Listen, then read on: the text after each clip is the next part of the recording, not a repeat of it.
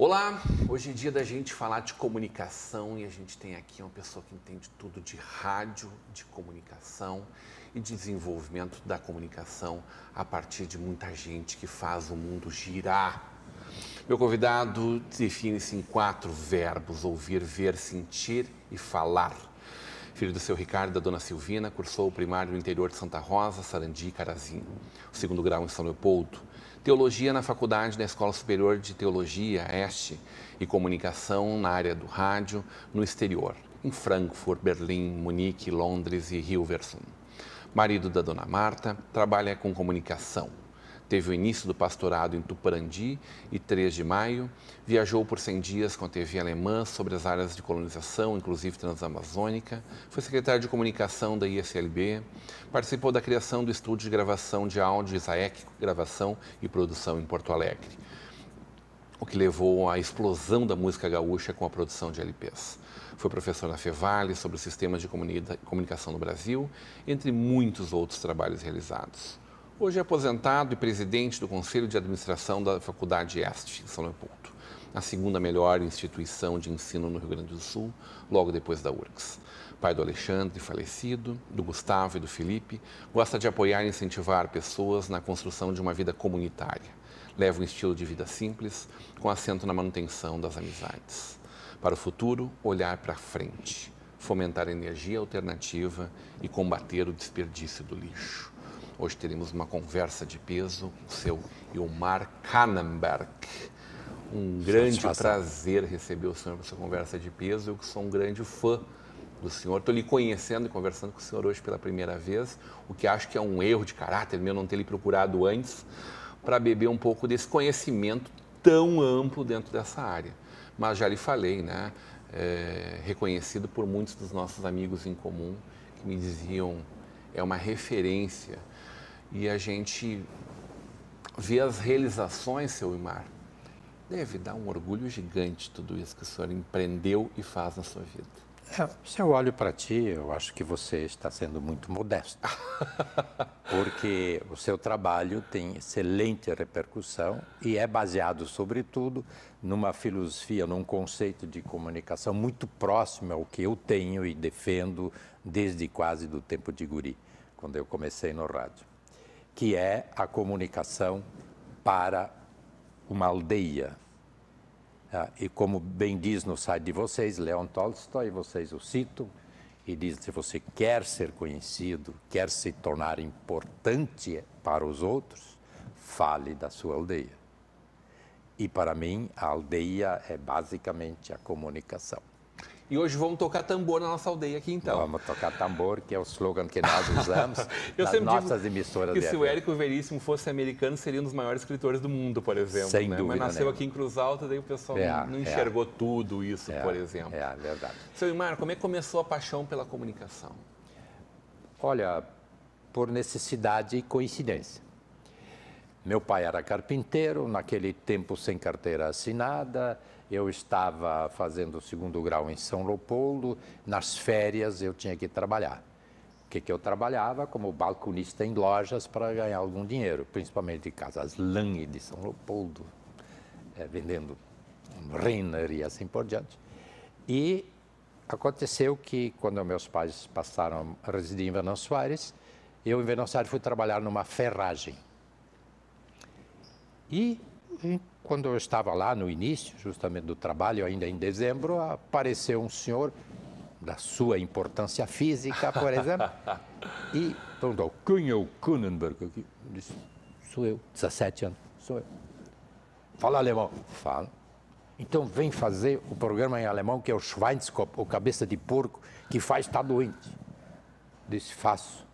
Só que tem um detalhe, eu nunca estive dentro de uma emissora de rádio. Vem cá, eu te mostro tudo, te ensino tudo. Fins de fevereiro, eu retornei para São Leopoldo com a carteirinha de radialista. Foi muito bom. fiquei negociando com a emissora local de São Leopoldo e durante os 5 anos de estudo de teologia, eu fazia um programa sempre aos sábados à tarde. Formei, prestes a concluir, TCC entregue, todos os trabalhos entregues, um professor do Antigo Testamento me chama, 10 horas da noite. Era o momento em que ele acertava as contas com os estudantes. Digo, o que ele quer? Eu já entreguei todos os trabalhos, me chama, tomei o primeiro Campari com ele da minha vida naquela noite. E ele olhou para mim e disse, foi falando, você vai ganhar uma bolsa para o exterior. Parabéns, é mérito. Olha só. Ah, que legal, fiquei feliz. Só tem um detalhe. Quero te perguntar, tu gostarias de aperfeiçoar teu conhecimento em comunicação, em rádio? Disse, quero. Disse, por quê? Eu perguntei.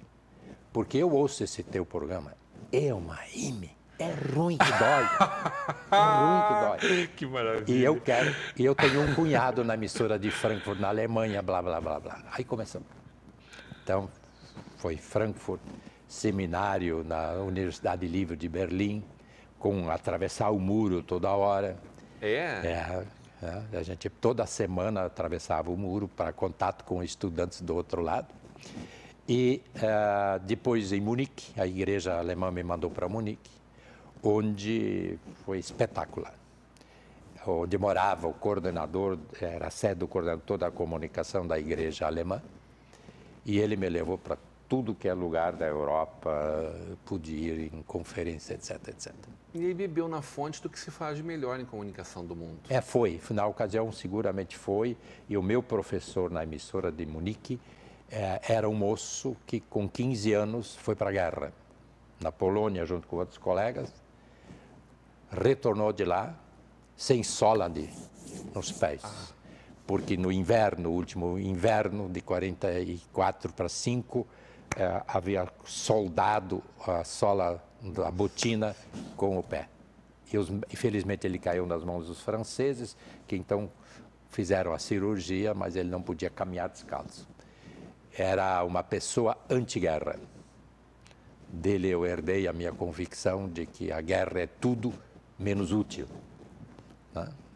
E que não convém nós nos armarmos para combater outros, nós temos que nos entender pela comunicação. Aí eu volto ao tema. E que faz da comunicação uma coisa tão apaixonante, né? A força da caneta, e é o que dizem, né? A força da caneta é o que faz as guerras ou o que acaba com as guerras. Sim. E a gente podia transferir essa caneta pela latinha, o microfone, tranquilamente. Tranquilamente. Ou a câmera, né? Veja bem. Você nunca pensou em TV? Sim.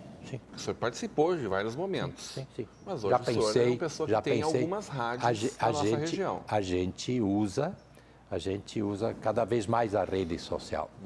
Né? Também ela é a para TV. Imagem. Está tudo certo, é isso? Então, rádio não é mais apenas a palavra falada, é a palavra vivida, mostrada, dialogada. É a comunicação perfeita, imagem e movimento. O meu princípio de comunicação vem da própria teologia. Natal, o que aconteceu? Deus se torna gente, criança frágil, nascida numa estrebaria fedorenta, desprezada, para buscar as pessoas lá onde elas estão, na linguagem humana de carne, osso e carne. Então, tem uma palavra de João, e o verbo se fez carne. Ora, se Deus se torna a gente para se comunicar, quem somos nós de discursarmos de cima para baixo? Quem somos nós para defender uma comunicação verticalista? Lembra do tempo em que havia o conceito de comunicação do emissor? Eu falo e tu ouve. Receptor. Tá? Da mensagem, do receptor.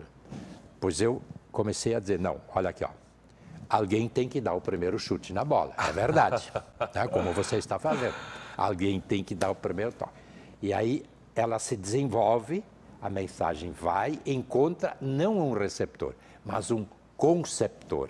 Conceptor. Ele concebe junto com o emissor o entendimento da mensagem e passa adiante. Aí cria a comunicação dialogal. quase um círculo assim de comunicação. Dialogal e muito constantemente, completamente transversal. Ela pode ser completamente transversal. Totalmente. Isso é uma disruptura. É. Eu vejo que o senhor, com a sua idade e com toda a sua sabedoria, teve a vitalidade de compreender isso muito rapidamente. Sim. O que é essa motivação para continuar aprendendo e fazendo diferente a cada dia? É simplesmente que a gente existe não em função própria. A gente existe para melhorar o que aí está. Com toda a limitação que eu tenho, que você tem. Por exemplo, o que você faz aqui? Se uma pessoa vê o que você, ouve o que você coloca no ar, é uma vitória. Tu tens alguém com quem dialogar e que de uma forma ou outra vai reagir com os parceiros de vida dele, com a família dele. Ou seja, na medida que nós vamos dialogando e nós vamos expressando o que nós estamos fazendo, nós vamos nos comunicando. E eu brinco com a palavra de comunicação. O que é comunicar? Informar, dizer adiante.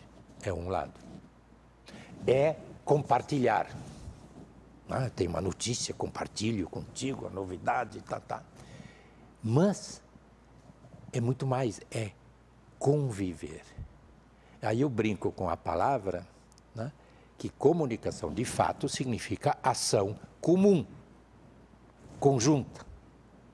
Então, o auge da comunicação é quando existe uma comunidade que age, um grupo que age. O que aconteceu em Novo Hamburgo nos últimos dias com a água invadindo? Né?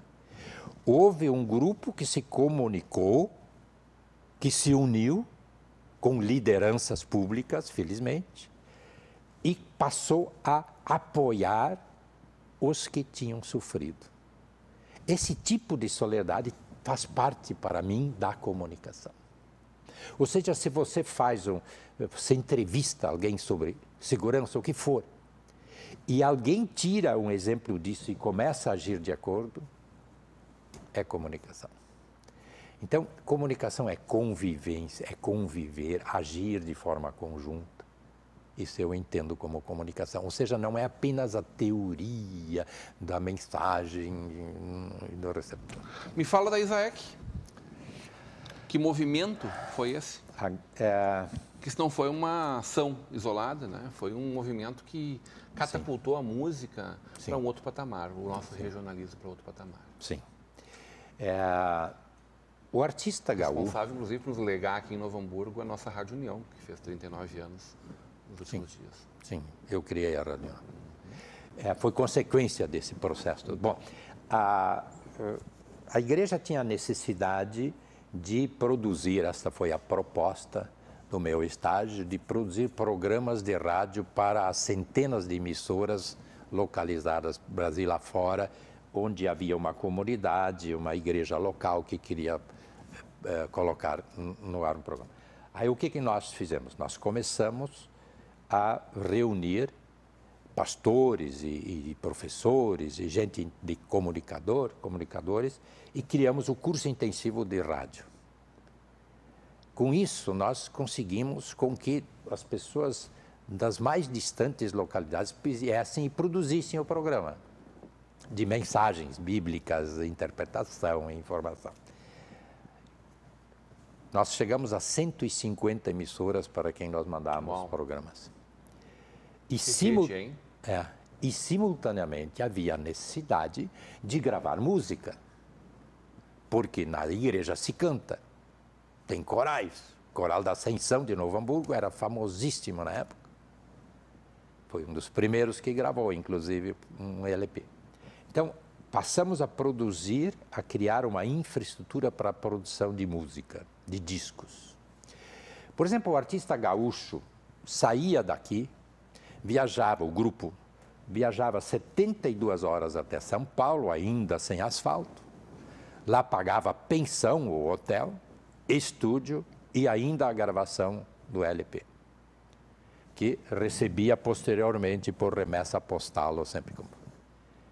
Nós conseguimos inverter o processo. Ele vinha a Porto Alegre, gravava, nós lhe entregávamos o LP, o compacto pronto. Geraldo Flach foi o produtor, famoso produtor de áudio nosso. Existe gente famosa em Porto Alegre, de gravadoras que vinham gravar lá. Eu só vou contar um pequeno caso que identifica céu, sol, sul, terra e cor. Leonardo. Segunda de manhã, estou no escritório em Porto Alegre, entra o Leonardo. Pastor, eu trouxe uma gravação que eu fiz esse fim de semana inspirada no comercial da Incusul. Incusul era uma loja. Ah, que legal, mostra para mim. Tocou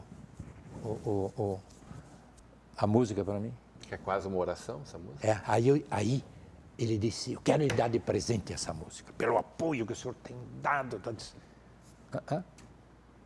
Não aceito.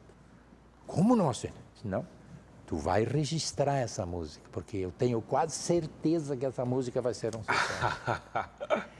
Anos depois... Isso é o Rick Bonadio daquela época, é isso? Anos depois ele estava em Gramado num show. E nós fomos lá, minha esposa e eu fomos lá. Deve ter lhe agradecido até os últimos dias. Ele chegou a chorar de emoção em público lá, né? Porque foi a música que trouxe. Nossa. E esse é o problema do artista. Ele se dedica à música, ele grava e vai viver de quê? Né? E felizmente, em muitos casos desses, houve realmente uma explosão da música gaúcha, nativista naquela ocasião, graças ao estúdio da Isaac. Que maravilha! Eu quero saber desse grupo de comunicação, mas na volta do intervalo. Hoje, numa conversa de peso com o Ilmar Kannenberg.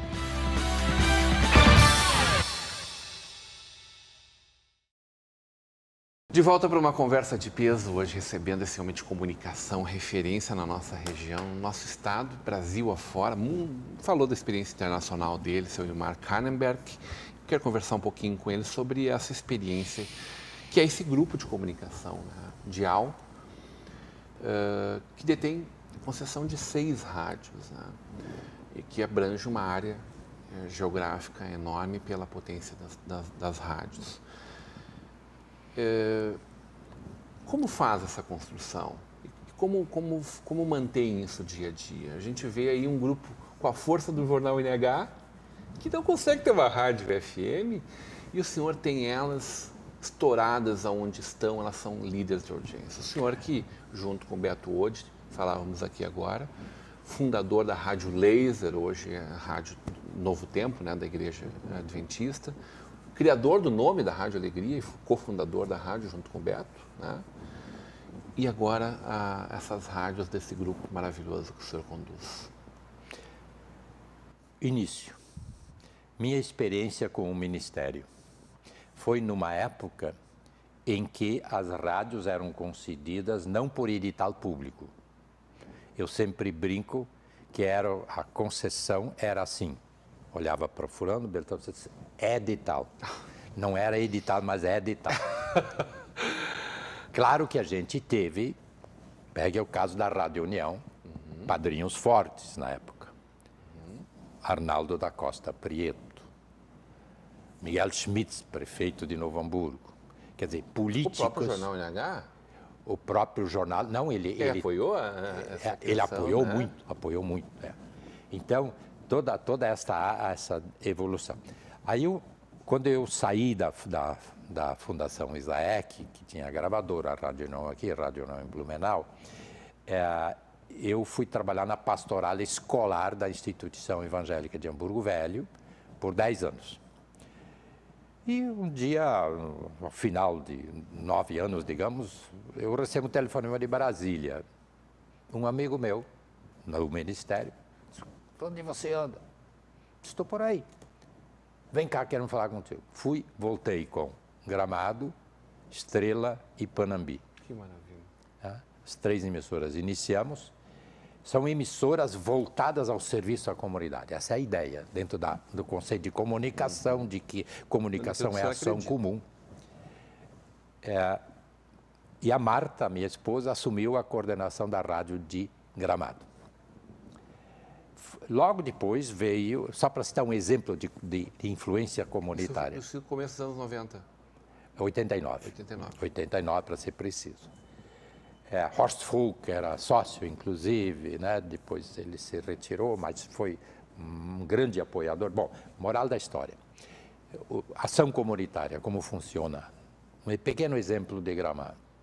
O governador Brito, depois, foi alargar as vias de acesso à região do turismo como se ele estivesse antevendo os 6,5 milhões de visitantes que Gramado recebe por ano. E a rádio recebeu, certo tempo depois, um bilhete, uma cartinha de uma professora de inglês, de Joinville, que tinha estado em Gramado, e escreveu, blá, blá, blá, cadê as hortênsias da região das hortênsias? Claro, pelo alargamento das vias de acesso, elas tinham quase que desaparecido. Pronto. Lançada a campanha, com apoio das escolas, dos clubes de serviço, da prefeitura e da população, plante uma hortênsia. Todo turista que vinha era gentilmente barrado pela Brigada Militar e alunos de escolas entregavam um saquinho plástico, uma latinha, com plante uma hortênsia, a história da hortência e como plantar e cuidar. E as escolas partiram para a prática. Em 2 anos, plantaram mais de 1,5 milhão de pés de hortênsia, que se expandiu parcialmente para Nova Petrópolis, mas sobretudo para Canela, e para os outros municípios como São Francisco e além. Foi uma campanha espetacular. E sabe quem foi o primeiro a plantar? Juca Chaves. Veio dar um show por causa do Festival de Cinema de Gramado e foi o primeiro que plantou. O Menestrel do Brasil. O Menestrel do Brasil. E como ele era meio parecido comigo... Agora que o senhor estava falando, eu estava pensando nisso, que eu não quis dizer. Ele deu o nome da hortênsia de Narizinho. Narizinho. Ai, ai, ai. Lindo. Lindo. E a partir daí, o Grêmio plantou, o Inter plantou, os visitantes, os artistas de cinema plantaram. Foi uma febre generalizada. E basta ir a Gramado para ver o que tem de hortência naquela região. Agora, há poucos dias atrás, estava uma exuberância fantástica. Então, esse é o tipo de ação comunitária. Outra, Candelária. Posteriormente, nós vencemos aí já edital público em Candelária. A professora chegou para o gerente da rádio e disse, cara, eu não sei como é que eu vou trazer os pais para a escola. As mães vêm, mas os homens não vêm. Ele pensou. Aí criamos Chute a Gol. O que é um chute a gol, senhor? O filho, a filha, traz o pai para dentro do ginásio, muitos que tem, algumas escolas têm, né, o ginásio público, futsal, o pai chuta em gol. Os alunos estão todos eles juntos e vibram. As mães, né, os professores, tá, um sábado de manhã, quando é mais relaxante. E felizmente, tinha um goleiro famoso de futsal de Venâncio Aires, cujo nome me foge agora, que ia para o gol. Principalmente na final, quando os 10 melhores pais disputavam a final de marcar gol. Resultado, os pais participaram e nós tivemos, num evento que nós tivemos coletivo de todos os emissores em Candelária, né, de integração, veio um pai que deu um testemunho. Disse, eu não sabia o que eu estava perdendo. Eu não acompanhava meu filho em nada na escola. Eu ficava olhando TV, outra coisa, o rádio, ou vendo o jornal, ou ia jogar bola. Mas acompanhar meu filho, aquilo que eu falei de educação, acompanhar, conduzir o meu filho para que ele cresça para fora desse limite, para um limite mais ilimitado e independente, eu tinha perdido. E chorou na frente da turma de emoção. Bom, e outra, Panambi. Panambi, os bombeiros e agora as empresas particulares colocam caminhões à disposição antes do Natal para recolher doações para o Natal, para gente que não tem condições. Então, esse tipo de ação social pode se fazer muito bem. Essa diferença que realmente um veículo faz na sua comunidade. É o tambor da aldeia, sabe? Você bate o tambor da aldeia. E estamos estudando a possibilidade em Gramado de, através das escolas, justamente, que eu acho que como é que eu vou conscientizar uma família sobre lixo? Essa é uma preocupação que o senhor estava me relatando. O meio ambiente, de maneira geral, energias alternativas, mas o destino do lixo. O lixo, por exemplo. Como é que eu vou fazer com alguém do jardim? Ele não pode fazer redação, ele quase não faz. Tá? Ele pergunta para a mãe. Mãe, o que ela é incentivada a perguntar para a mãe o que a mãe faz com o saco de lixo que ela trouxe do supermercado, com o saco de plástico, perdão, que trouxe do supermercado. Num nível. Outro nível, já a criança vai desenvolver, tem desenvoltura, já pode contar. Nível um pouco mais elevado, qual é a criança hoje que não tem câmera, não tem um celular com câmera? Vê um saco de lixo na rua, fotografa. Não para acusar A, B ou C de relaxamento, mas dizer que pena que está ali. Podia ser usado para outra coisa e assim por diante, sabe?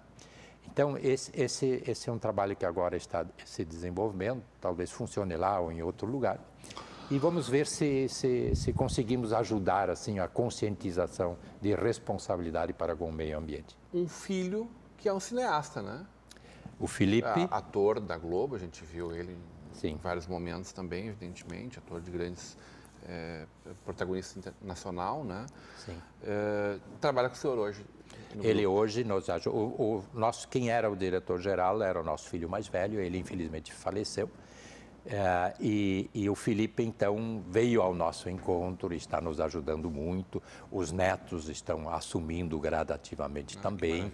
Tanto assim que o Felipe agora já conseguiu escrever um roteiro sobre um filme que ele quer fazer da época da guerra, principalmente da atuação do vô dele.